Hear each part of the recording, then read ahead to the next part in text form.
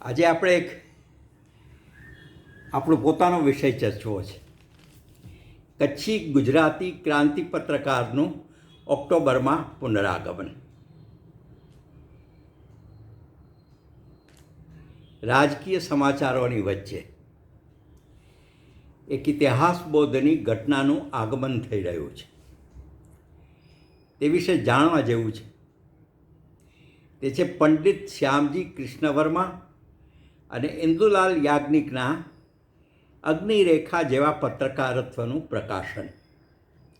નિમિત્ત તો છે 4 ઓક્ટોબર 1857ના આ દિવસે શ્યામજી જન્મ્યા હતા. 2024ની 4 ઓક્ટોબર આવી રહી છે. તે માંડવીમાં એમના સ્મારક ક્રાંતિ તીર્થના નવીનીકરણનું ગુજરાત મિનરલ ડેવલપમેન્ટ કોર્પોરેશને ત્યાં નવી સજાવટ કરી છે. લંડન સ્થિત શ્યામજી ઇન્ડિયા હાઉસની ઐતિહાસિક ઇમારતની એવી જ ઇમારત તો છે જ, સાથે એમના ક્રાંતિ જીવન અને તે સમયના મુખ્ય પ્રધાન નરેન્દ્ર મોદી જીનીવાથી પંડિતજીના અસ્થિ કળશ લાવ્યા તે પ્રસંગને આકાર આપતું મ્યુઝિયમ અને ધ્વનિ અને પ્રકાશ સાઉન્ડ એન્ડ લાઇટ શો આયોજન ઉપરાંત પુસ્તક વેચાણ કેન્દ્ર, કાફેટેરિયા વગેરેનો સમાવેશ થાય છે. આ ઉમેરણથી ક્રાંતિ તીર્થનું આકર્ષણ વધશે. શ્યામજી અને ભાનુમતીના અસ્થિ દર્શન અને બંનેની સુંદર પ્રતિમાઓ અનેકોને પ્રેરણા આપશે. એમડી રૂપવંતસિંહ, જીએમડીસીના એમડી અને જીએમ સ્વાગત રાયના કુશળ માર્ગદર્શન હેઠળ આ કાર્ય સુપેરે થયું છે.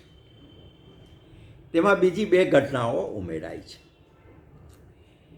તે એક રીતે ઐતિહાસિક છે અને પત્રકારોને યાદ કરવાનું નિમિત્ત પણ બનશે. પંડિત શ્યામજી કૃષ્ણ વર્મા વિદ્વાન હતા, ક્રાંતિકાર હતા, ઓક્સફર્ડના પ્રથમ ભારતીય સ્નાતક હતા, કાનૂનનો અભ્યાસ કર્યો, 7થી વધુ ભાષા જાણતા હતા, સંસ્કૃતમાં ધારાવાહી વ્યાખ્યાન આપતા, 3 રાજ્યોના દિવાન રહી ચૂક્યા હતા. સ્વામી દયાનંદ સરસ્વતીથી માંડીને બાળ ગંગાધર તિલક, એની બેસન્ટ અને હર્બર્ટ સ્પેન્સરની સ્વાતંત્ર્ય ફિલસૂફીના અભ્યાસી હતા.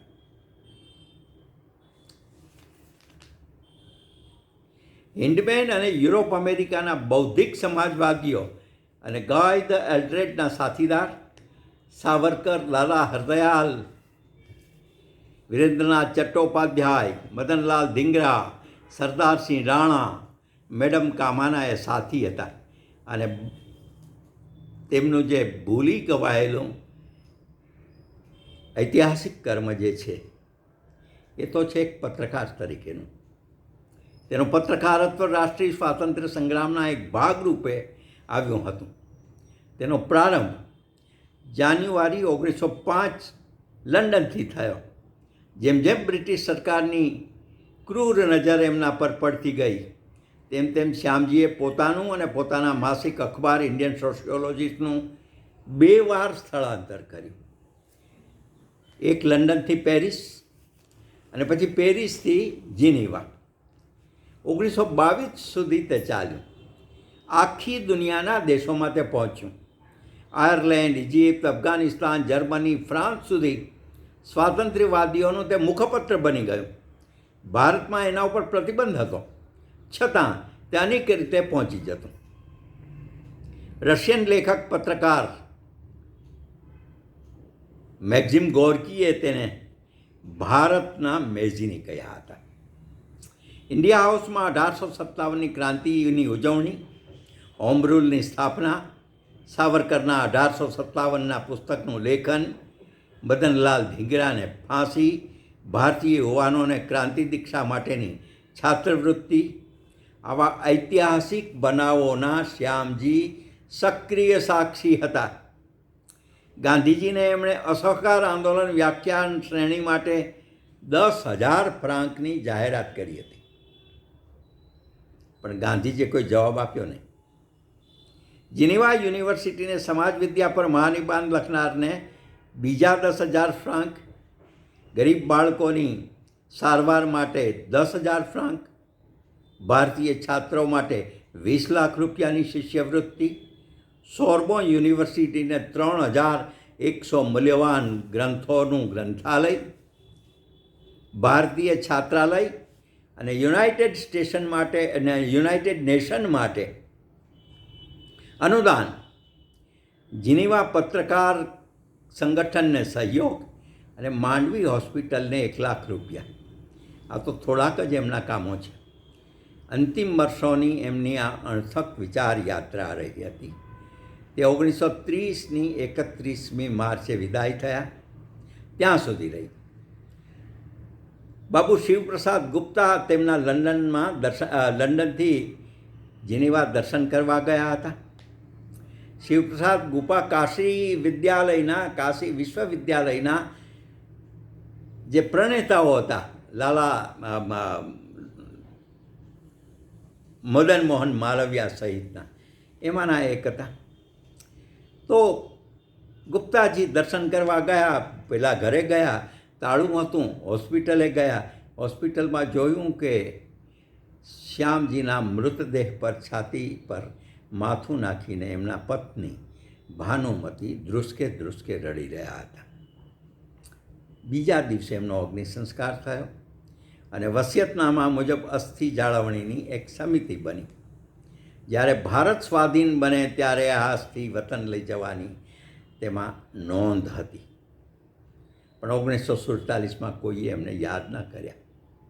મૃત્યુના 73 વર્ષ પછી 2003માં 4 સપ્ટેમ્બર 2003 એમના જન્મસ્થાને અસ્થિને લાવવામાં આવ્યા અને પછી ક્રાંતિ તીર્થ બની. પણ એક મહત્ત્વનું કામ બાકી રહ્યું. એ એમના ઇન્ડિયન સોશિયોલોજીસ્ટના તમામ અંકોનું પ્રાપ્ત કરીને તેનું પ્રકાશન કરવાનું. છૂટાછવાયા કેટલાક અંકો તો મળ્યા હતા. એને માટે મંગલ ભાનુશાળીનો પ્રયાસ સફળ થયેલો. એટલે પ્રથમ 3 વર્ષ 1905થી 1908નું સંપાદન અમે કર્યું. તેમાં મૂળ અંગ્રેજી અંકો યથાતથ આપવામાં આવ્યા હતા. મારા પત્ની ડૉક્ટર આરતી પંડ્યાએ એમાં ખૂબ જ ઝીણવટભરી મહેનત અને પરિશ્રમ લીધા હતા. આંતરરાષ્ટ્રીય ખ્યાત સમાજશાસ્ત્રી ડૉક્ટર A.M. શાહે આ પુસ્તક વિશે ઇકોનોમિક એન્ડ પોલિટિકલ વીકલીમાં સમીક્ષા કરતાં કહ્યું હતું એ વખતે કે ઇન્ડિયન સોશિયોલોજીસ્ટનું સમાજશાસ્ત્રીય મૂલ્યાંકન ક્યારેય ના થયું. સમાજશાસ્ત્રના પુસ્તકો કે મારી પૂર્વેની પેઢીમાં પણ તેનો નિર્દેશ પણ નથી થયો, એની અમને નવાઈ છે. આ સમાજ વિદ્યા શાસ્ત્રીનો નિખાલસ એકરાર હતો. તેમની ઈચ્છા સમગ્ર અંકોના અભ્યાસની હતી, પણ તેની દુર્લભ પ્રાપ્તિ અમને ગયા વર્ષે થઈ. એટલે છેક 1905થી 1922 સુધીના મૂળ અંકો મુશ્કેલીથી વાંચી શકાય એવા જીર્ણશીર્ણ પેપરમાં હતા. અપાર મહેનત પછી તે વાંચવા જોગ અંકો મૂળ અંગ્રેજીમાં યથાતથ સંપાદિત કરીને તેના 2 ગ્રંથો પ્રકાશિત થઈ રહ્યા છે. શરૂઆતમાં એમાં પંડિતજીનું જીવન લખ્યું છે મેં. ઇન્ડિયન સોશિયોલોજીસ્ટના અંકોની સમીક્ષા કરી છે. સેડિશન કમિટી 1918નો વિસ્તૃત રિપોર્ટ આપ્યો છે. શ્યામજી કૃષ્ણ વર્માનું વસિયતનામું પણ આપ્યું છે. તેની સાથે 1905થી 1922 સુધીના યથાતથ અંગ્રેજી ભાષામાં છપાયેલા અંકો છે. આ અંકો આખા વિશ્વની સ્વાતંત્ર્ય ચળવળનો આપણને ઇતિહાસ આપે છે, સંદર્ભ આપે છે. શ્યામજી કૃષ્ણ વર્માનું આ મહાકાર્ય, એનું સંપાદન અને સમીક્ષા કરવાની મને તક મળી છે. એ આપણા મહાન ક્રાંતિકાર પંડિતજીને તર્પણનું હું કાર્ય સમજું છું. આવું જ બીજું પુસ્તક મહાગુજરાત આંદોલનના અવધૂત હિન્દુ ચાચાએ છેક 1935માં લંડનમાં બેસીને કરેલું અને શ્યામજીનું જીવન ચરિત્ર આલેખેલું. એનું અવતરણ કેવી રીતે થયું એ પણ ઓક્ટોબરમાં આવી રહ્યું છે. પણ એના વિશેની કેટલીક વાત હિન્દુ ચાચાની નજરે શ્યામજી કૃષ્ણ વર્મા એ પુસ્તક અને એના વિશેની વાત આપણે હવે પછી કરીશું. પરંતુ આ ઐતિહાસિક ઘટના છે. ગુજરાતને ગૌરવ થાય એટલું જ નહીં, પણ સ્વાભિમાની ગૌરવ થાય અને ભૂલાયેલા મહાન ક્રાંતિકારને તર્પણ અપાય એવો પ્રયાસ છે. ધન્યવાદ.